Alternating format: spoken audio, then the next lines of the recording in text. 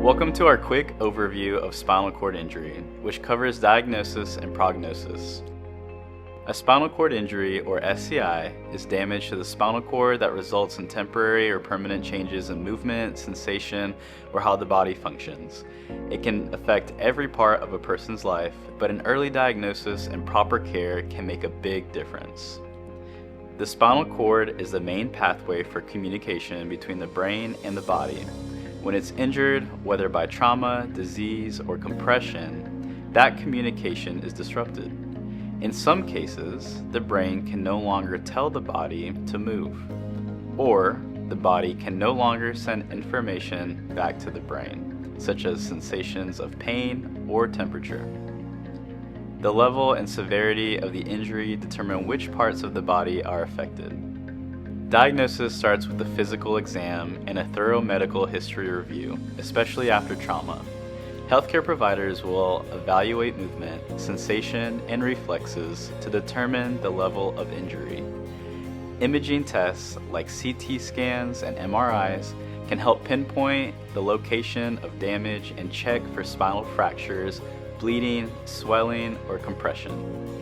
The ASIA impairment scale, or ASIA, is commonly used to classify spinal cord injuries. The ASIA scale grades the severity of the injury using the letters A to E. A means a complete injury, so there is no sensory or motor function below the level of injury. B means that some sensation may remain, but there is no movement below the level of injury. C means that some sensation and weak muscle movement may be present. D means that good sensation and movement are present below the level of injury. E means normal function. The ASIA score also indicates exactly where in the back or neck the injury is. You may hear terms like cervical, which means related to the neck, thoracic, which means the upper or middle back area, lumbar, which means lower back, and sacral, which means tailbone. These terms are usually followed by a number. For example, C7 indicates that the 7th cervical vertebrae, which is in your lower neck. Any muscles that receive signals from the spinal cord at or above C7 have been spared, but the signals to the muscles below C7 have all been affected, so there may be motor or sensory loss.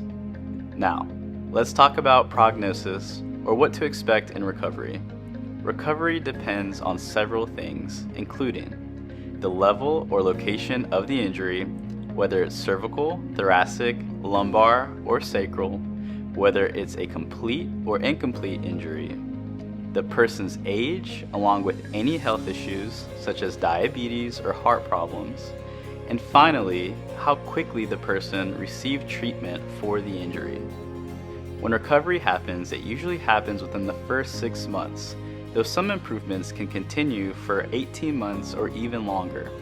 People with incomplete injuries often recover more function than those with complete injuries. Early rehabilitation, including physical therapy, occupational therapy, and assistive technology, is very important. Other types of therapies may also help people achieve their recovery goals, including speech therapy, recreational therapy, and music therapy.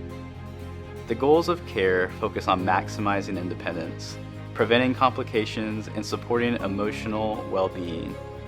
It's also important to plan for long-term care needs and getting back into the community, known as community reintegration. Your therapist may set you up with a peer mentor. This is a person with a spinal cord injury who has experience with the coping and adjustment process after returning home. Although a spinal cord injury changes people's lives, it does not define them. With the right care, support, and resources, many people go on to live active, fulfilling lives.